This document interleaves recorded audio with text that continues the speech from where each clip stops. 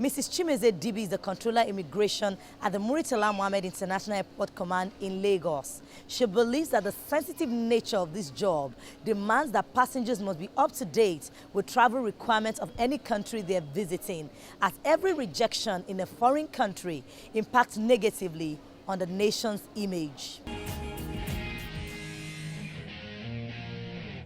Our airboarders at the airports will receive passengers and we depart passengers.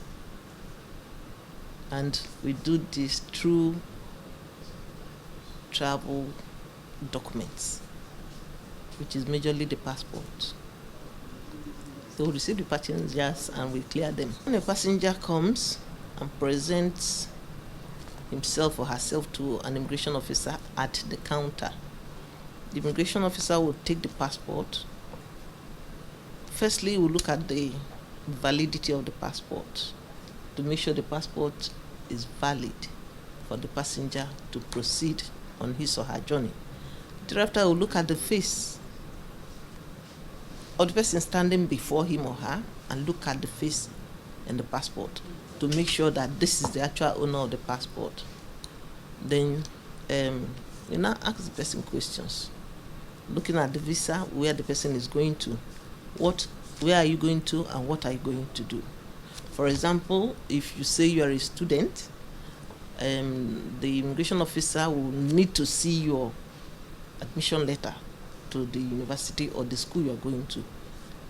The immigration officer will need to see your school fees, your admission letter, and anything that will actually prove that you are a student, you are going to the country you're claiming to go, and look at the visa to make sure that that is the country you're going to. If you're on holidays, we know that there are some countries when you go for their visa, you're required to show invitation letter to the person, the country you're going to. You say you're going for a vacation, you need to show proof that you're actually going on vacation. If somebody has invited you, you need to show your invitation letter before you are now cleared to proceed. And if the immigration officer is satisfied with all the questions asked, they will now depart you. If you don't do that, at the other end, the passenger will be returned by the country he has claimed to go to. You know, we have some of these girls that claim to be going for maybe one thing or the other, and on getting there, after they must have lied to the immigration officer or whatever they have presented to the immigration officer is convinced, okay, your documents are correct, and you are now cleared to go. On getting to the other end, if those people are not satisfied that what we actually claimed to be coming over there to do, if they are not satisfied, they will send you back immediately. If you look at our statistics, you see the number of returnees.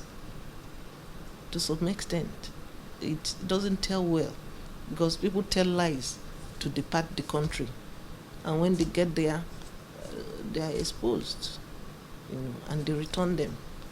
It's like we here are not really doing it rightly, which is just not good.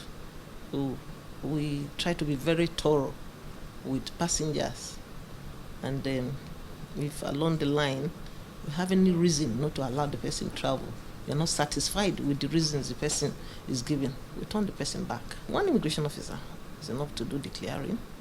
But if they feel that maybe along the line this person was not properly cleared or processed, we still have some other senior immigration officers around that will have a second look at the passport to ensure that this job was properly taken care of. We will stop you from traveling if, one, you don't have a visa to the country you're going to.